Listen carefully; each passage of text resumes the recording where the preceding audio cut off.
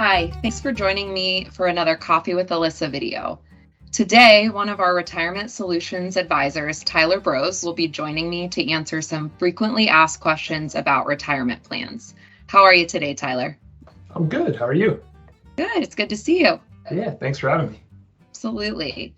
So we'll get started with the first question. What is an employer-sponsored retirement plan, and how important is it to be saving for retirement? Yeah, so what I tell people is think of this as a way for really to save for retirement directly through your company, right? So you get to decide how much you want to contribute through regular payroll deductions, and ultimately it'll come out and go into your 401k or 403b account right off the bat as soon as you start. Think of this as kind of not so much as a checking and savings account, but more so as a long-term vehicle for you to save. So not necessarily where you're putting money in and taking money out regularly, but kind of the piggy bank in the corner of the room that you're not really accessing.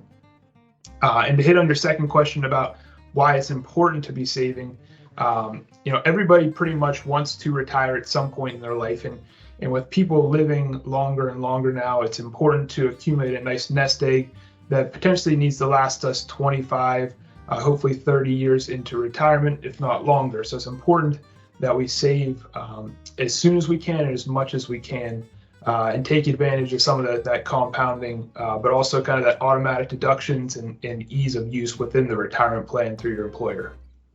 That compounding could really have a huge effect in the future if you start planning and saving early.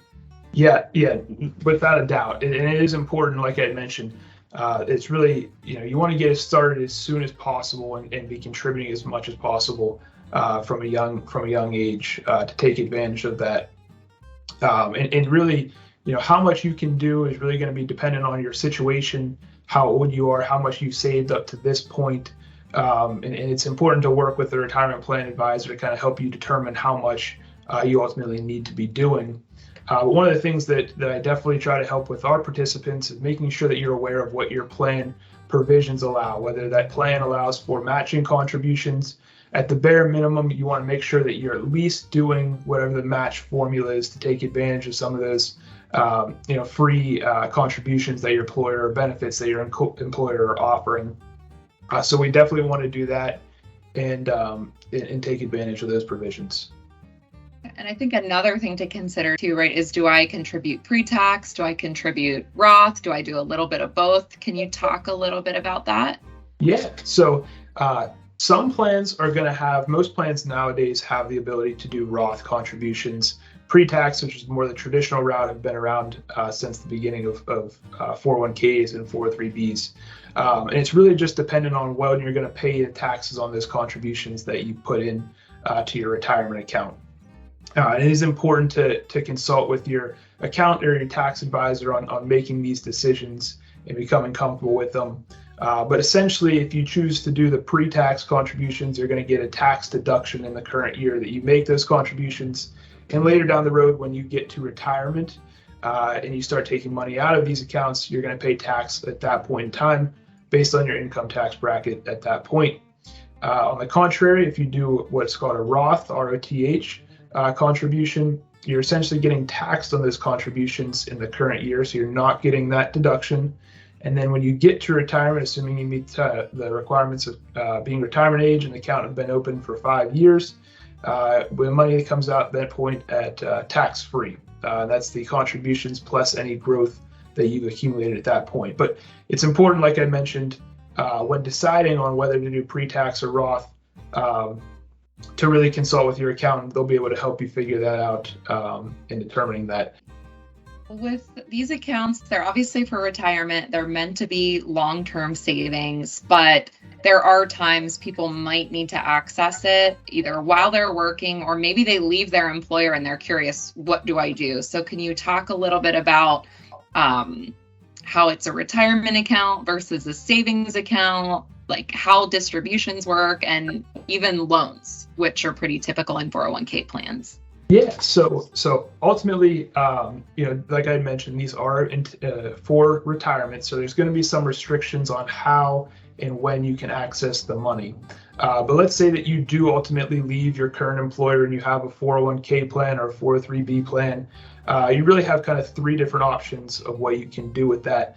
The first is if your new employer offers a retirement plan, you could roll that money over to that plan. Secondarily, you could roll it into an individual retirement account or an IRA.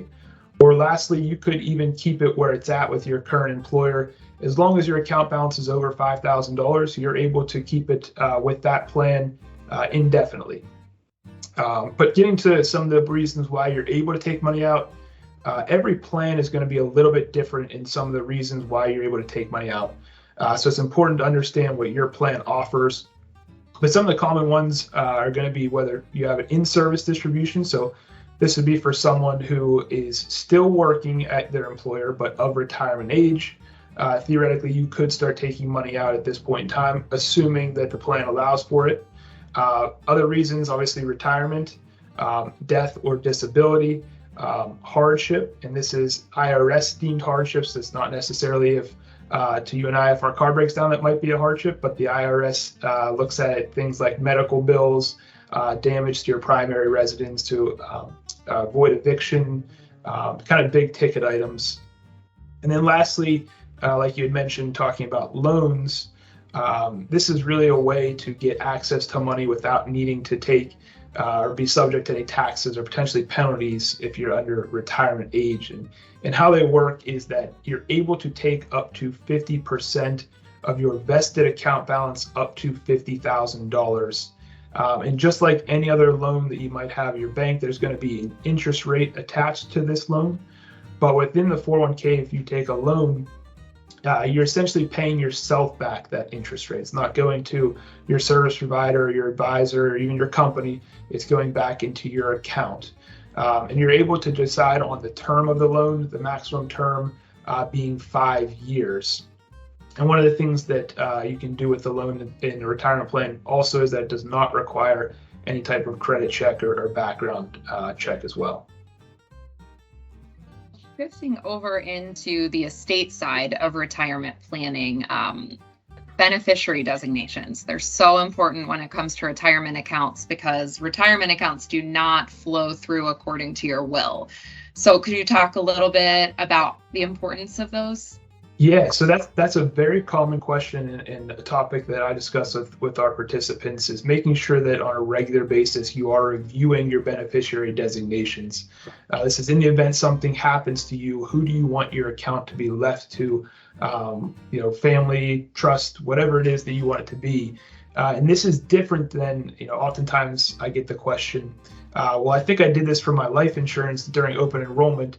That covers me for the 401k as well. It does not. It's a specific beneficiary designation only for the retirement plan. So make sure that you do have one designated, making sure that it is the right individual or individuals that you ultimately want to receive these funds upon your passing. Great, Tyler. Well, do you have any final thoughts to share with us before we finish? Yeah, obviously we covered a lot of different things, but definitely take advantage of reaching out to your retirement plan advisor for any help, resources to your specific question, specific situation, whether that's the investment options, how much to contribute, and even some of those plan provisions that we covered. Definitely use them as a resource for any financial planning needs you might have. Thank you very much. You provided us with so much information. If people have questions that are watching this video, please feel free to email us at sdwealthmanagement@schneiderdowns.com. Any of your questions, and we'll be happy to pass them along to Tyler so that he can help you out. And on top of that, if you're an employer and you are looking for a retirement plan solution, please feel free to reach out to that same email address and we can connect you with one of our advisors to see if we'd be a good fit. Thanks again, Tyler. Great. Thank you very much.